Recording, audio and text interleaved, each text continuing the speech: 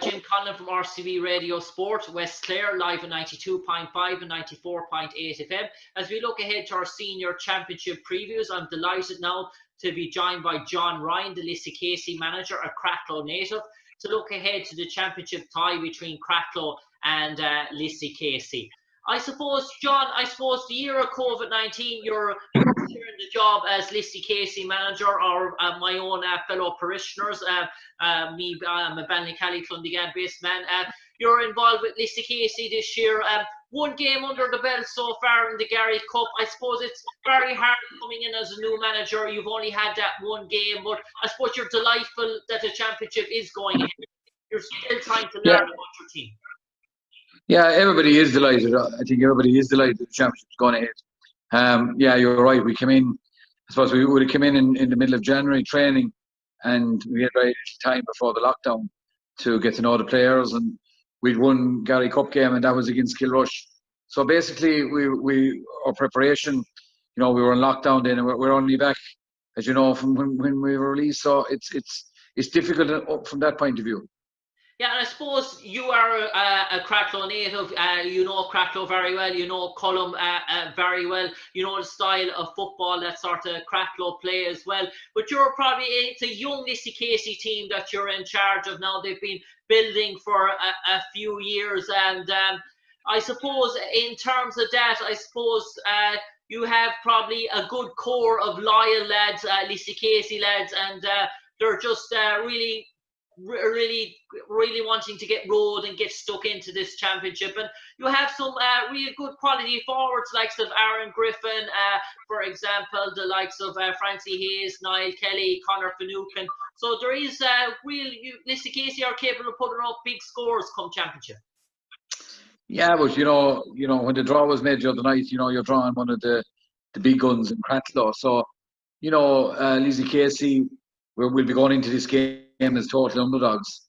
Cratloe would be the hottest of hot favourites. But, I suppose basically what Lissycasey are trying to do over the last number of years is build a good competitive senior team. And they've been thereabouts. I know that they were in Milltown fairly tight last year. So, the one thing I would say about this year's championship is really there's very little time to prepare for it. Whereas Cratloe would be a seasoned team into this. They would have a lot of very experienced players, whereas we would be a very young side. So, saying that the Cratloe are used to playing in the big stage through the hurling. They've been in the county senior hurling final last year. And, they have a lot of players that would have played at county level, the likes of Podge, and, you've some very, very good players through that team, but a blend of youth and experience. So, Cratloe are a very, very well-seasoned side, and they'll be very, very hard to beat on the day. Yeah, and I suppose, John, you have a very sort of core contingent. You don't really have much dual players across over. Two Griffins are probably involved with Ballier, but apart from that, you're really a more sort of traditional football squad. You don't really have players really tied up much in the hurling championship. And I suppose a bonus for yourself would be like you had Keane Meany, who was involved with the Clare under-20s, Shane Griffin as well, who was involved, trying out, and in relation he was involved in minors. So you have sort of guys who would have played a bit of football early on in the year, and the likes of Shane and Keane, youngsters as well like that, who probably have a bit more football played than some of the older lads. Yeah, I suppose they would, because they were with Clare. I know Keane Meany was on the Clare under-20s, so he would have been training. He made the panel, the match day panel as well, so he would have been training. But other than that, we don't really have. We don't. We're coming into this with very little preparation, and we haven't really a base yet. We are only, myself and Liam O'Connell are only getting to know the players, which is difficult because we didn't have any league as such. We had one game against Kilrush. So basically, in the build up to it, we didn't have, we didn't really get to know the players, from game to game. So we're basically, and we haven't any challenge games played. So basically, it's everything that's on the training ground. Whereas Cratloe, year in, year out, have been there. They have won county championships with this side. They've been in the county hurling final last year. Colin would know that his players quite well, whereas we have the disadvantage going into this game that we really don't know our players. Now, there is a good, strong footballing squad in Lissycasey. and there's a lot of great work being done there at minor level under Martin Daly for the last number of years. But it's everything is on the day, and it's on the 1 hour's football, and that's what it's going to be about. Yeah, but you mentioned that, I suppose, it's 1 hour's football, John, but in terms of the be-all, you're probably, like Colm, you're treating this as knockout championship, you're not looking at any other ties, but there is a sort of a route there as well for whoever doesn't come, but I presume you want to win those 2 games, get into the county semi-final. That's the priority for most clubs in terms of the senior championship. But in terms of... you mentioned there in terms of your panel as such as well, you getting to know your panel. Do you have any sort of injuries? I know Inda Finucane was carrying a bit of a knock. Is Inda going to be okay for championship? Yeah, he is. We have a few players carrying knocks at the moment. So basically until we won't know anything until training in the next week or so. So basically, when you're going into championship, there's a very short run into this. We've basically 2 weeks, and then you have 1 week of a lead-in time. So basically, it's training out for the next 2 weeks, and we have a few injuries, we have a few knocks, and we're just keeping our fingers crossed that they'll be cleared up prior to the game against Cratloe. But as you said there, everyone wants to win his championship at the end of the day. Everybody wants to get the result. No one likes to go into the losers group, and we're going to be definitely up against it with Cratloe. But look, it's like in saying that, it's a 2-horse race, and we'll be doing our best on that given day. Yeah, and I suppose Cratloe are going to be out the week beforehand in the hurling, and they have a real difficult tie against Kilmaley, and which will probably go, as you probably know, down to the wire as well. So there is a possibility that could, in one sense, the tough game could aid Cratloe, but also the tough game could take an awful lot out of the legs as well. It's not the most easiest tie for Cratloe to get in the first round, because Kilmaley will have real championship ambitions, and as you know, there's an awful crossover of players, and that'll probably going to be a massive war for Cratloe and the hurling against Kilmaley as well. So that could, I suppose, work both ways for yourself. I would think it'll favour Cratloe. I think that Cratloe, there'll be a first round championship. We're coming into this cold with very little preparation, whereas Cratloe will have their hurling tie, and championship is championship, whether it's hurling or Gaelic football. They'll have a game. I know what you're saying, that that's going to be a tough game against Kilmaley. But in saying that, they'll have a championship game. So, we are going into this game quite cold, whereas Cratloe will have the experience the week before playing championship. And I suppose, lastly, in terms of Cratloe, I suppose an awful lot of emphasis is on the likes of Conor McGrath and Cathal McInerney and Podge, who know the great sorts of scoring forwards. But the man that really stood up for Cratloe last year in the championship in the run to the semi-final, was prominent, really prominent around the middle, was Diarmuid Ryan. He was very good against Clondegad and very good in their win against Innisfallen. So Diarmuid's going to be a pivotal player around the middle. He's really taken over from his older brother Conor and from the likes of John Galvin, and he's the main go-to guy for Cratloe in midfield, and that's going to be a big battle for you. Yeah, look, we understand. Diarmuid would have been against me when I was Limerick minor football manager a few years ago, and he's a super player. He's a super hurler and super footballer. And we have a difficulty with him. He's how are we going to cope with that? We'll just have to try and plan around it. He's a very, very good player, and both the hurling and the football, he's a leader on the field, and that's going to be a difficult task. But look, as we say, we'll have to prepare for it. That'll be our job over the next 3 weeks of getting ourselves ready to get into this game and compete. It's all about competing, and if we can stay with Cratloe, well, then that'll be, we'll see how it goes. And I suppose, John, in terms of your team, you mentioned there a growing sort of panel. You have one or two sort of elderly guys, they're elderly statesmen. Niall Kelly, a former Clare panellist, Francie Hayes, a former Clare panellist, and then really Aaron Griffin has been a talked up player for a long time, and I suppose Aaron is one of those sort of guys that you would probably look to in terms of providing that sort of pace and that sort of spark up front. Yeah, Aaron's kind of an injury at the moment now, so we'll have to wait and see how he'll come through the next few weeks. Yeah, look, we'll be looking at all those players.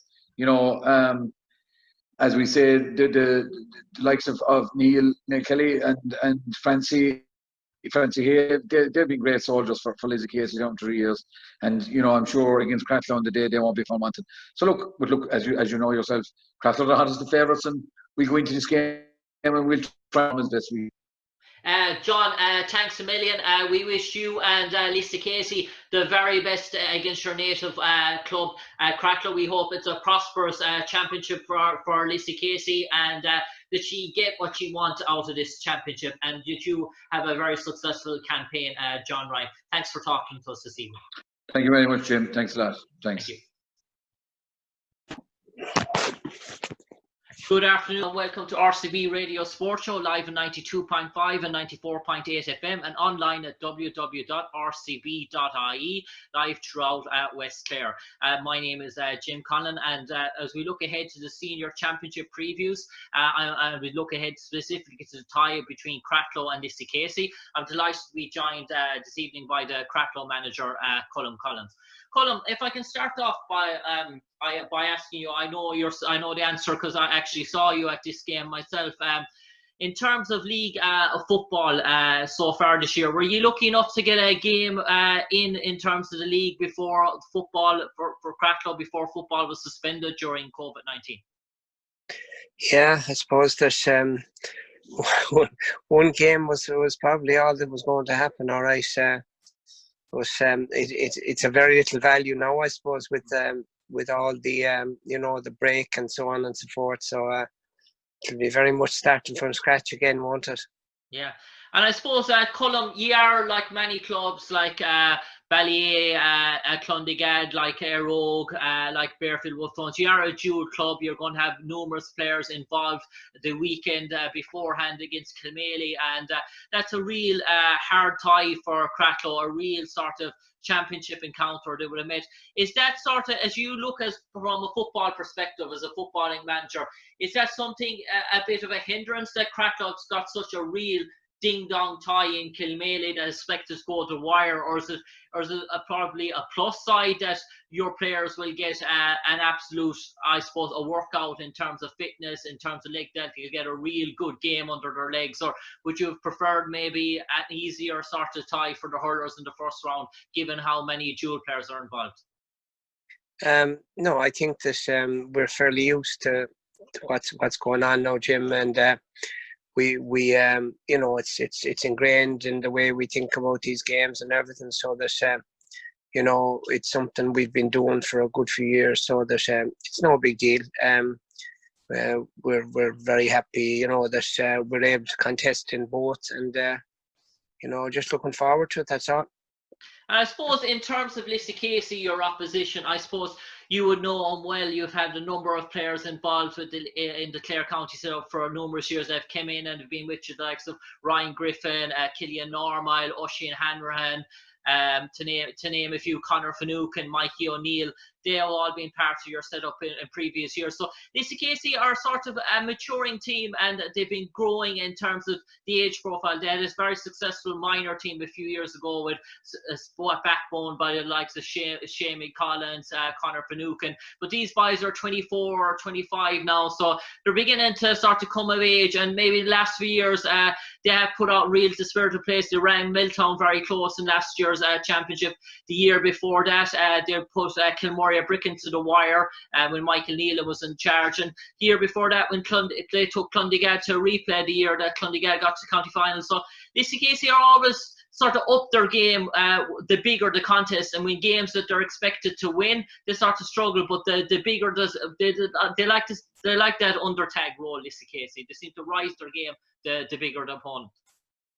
Yeah, they were unfortunate last year against Milltown. They gave Milltown a real shock in County Clare, and they'd have been a bit tidier in front of goal. It could have been a lot closer. They have that ability, but they have quality players. That's the thing, Jim. They do have quality. That minor final in Dunbeg against Europe, that was a cracking match. There was some excellent football in it, and they were an excellent team. And all those fellas now are coming into their prime, so that you'd be expecting them to blossom now in the next couple of years. And I suppose one thing about Lissycasey, they always come championship time, they always, you one thing you're guaranteed with Lissycasey, they will have a high level of fitness, they will have a high level of endurance. They're never caught wanting for fitness, and they're a team that seem to be able to go to the well for 60 minutes. And there's very much a running sort of a team. They like to get up the field fairly fast with the football, and I suppose in terms of that, it's going to be a high tempo, a very fast octane game. The way both teams like to play football, and Lissycasey do like to play a running game, which is a high octane sort of speed game. So it does test the fitness levels of players. Yeah, it does, but they've got the players to do that. So they're quite comfortable playing that game, and when it's going well for them, they're a very attractive team to watch. So there's I as I said, they always up their game, and for championship, and that we're going to have to be at our best if we're going to get through. Yeah, and I suppose there's the sort of parish element as well to this sort of tie with John Ryan with his Cratloe connections. He's first year in charge of Lissycasey, and I suppose for him it's trying to get to know his players. I know he only had the one game involved with him, so he's coming in. He will know an awful lot about your side, Colm, but likewise you know an awful lot about the Lissycasey team. So there is no real secrets in store in this encounter. I don't think there are any great secrets in Clare football anyway, because everybody knows everybody else pretty well. John lives here in Cratloe, and he's an excellent guy, and there'll be no fear. They'll be very well prepared, and that from that point of view, they're fortunate to have such a good guy in charge there. And I suppose, Colm, I just noticed there that Billy Sheehan is involved with you this year. He sort of transferred to Cratloe. Have you any more additions from last year in terms of your 2019 squad, or have any players departed the scene, or have you any sort of youngster 17 or 18-year-olds that have pledging making their way onto the panel this year? Yeah, I don't hard to tell yet. Will any of the younger fellas break through? We've been fortunate in the last couple of years where Dermot and Dermot Ryan and Rian Conlan broke through, but I don't know this year will we have anyone breaking through. But we've got fellas that have been around for a while, but they've been great servants of the club, and they're extremely fit, and they belie the age they are, and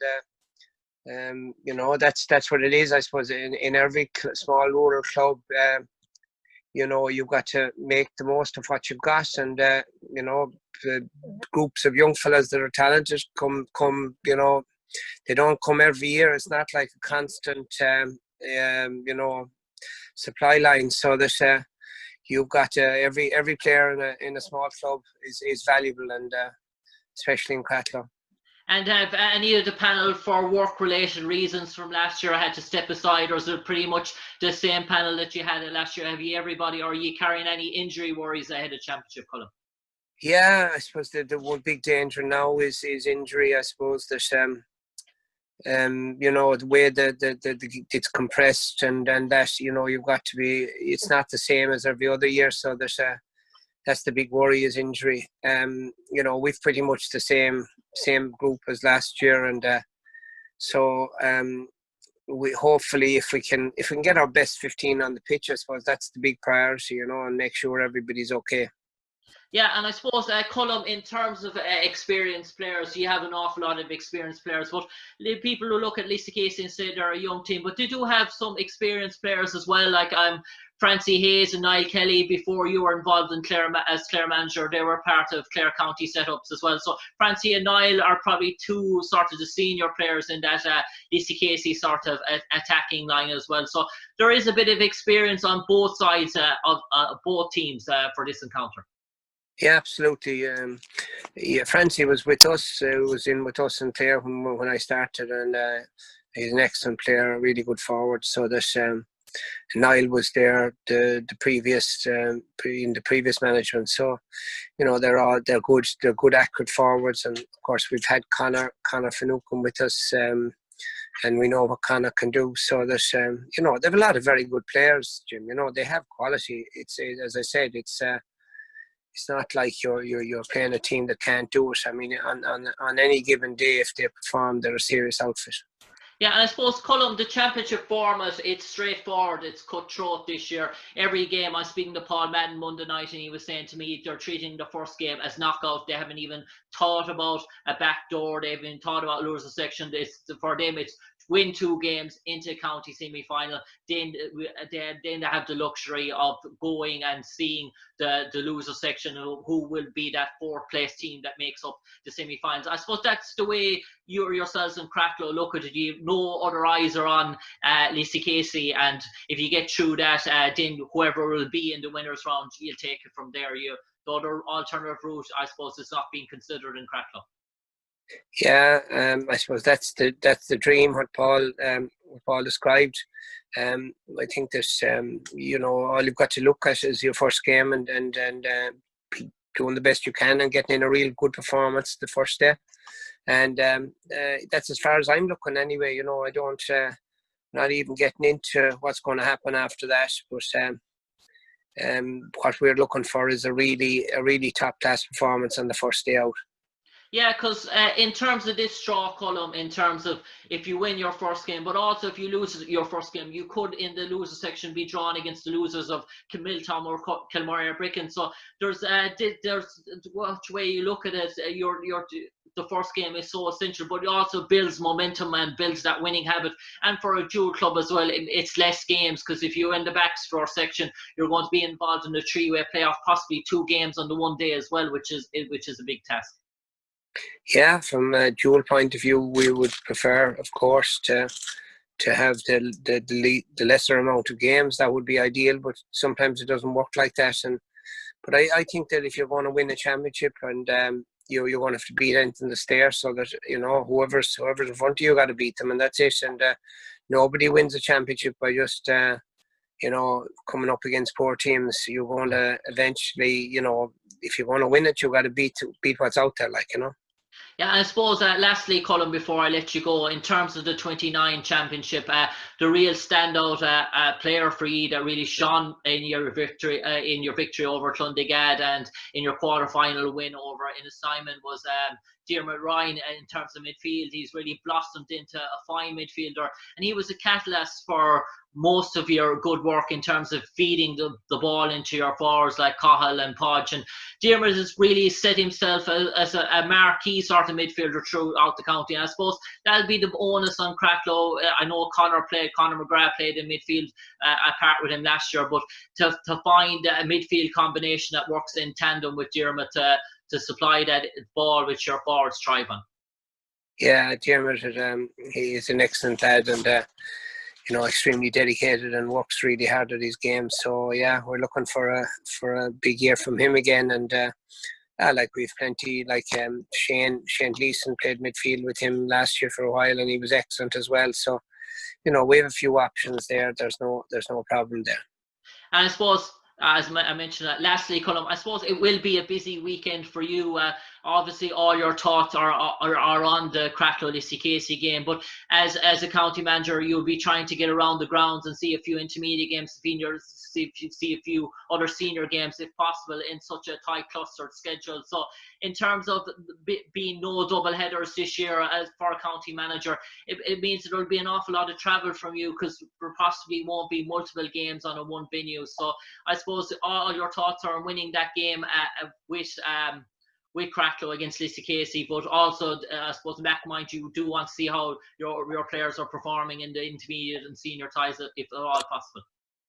Yeah, it should be great, but we don't know what's going to happen yet with COVID restrictions, and what way that's going to pan out. So you just have to wait and see. I suppose what's going to be very important from a county point of view is that fellas that are showing really good form at club level are the guys that are going to put themselves to the top of the queue for selection in our games coming up with Clare. So that whether or not we get to see them live or not now is another day's work. On that note, Colm Collins, an absolute pleasure talking to you this evening. We wish you and everyone involved in Cratloe a very successful 2020 Football Championship. We hope you achieve your targets and the goals you set out, and hopefully it's a prosperous campaign for Cratloe, the Cratloe management, Cratloe players and Cratloe supporters, and they can look back on 2020 with some degree of fondness, and hopefully it'll be a bright sort of memory for you as you head into Clare Munster action and Alliance League fixtures against Fermanagh and Armagh, and a Munster campaign against Tipperary, that you'll have a winning momentum to build on from Cratloe's 2020 Senior Championship Football campaign. Cheers, Colm. Thanks, Jim. Thank you very much. Thank you.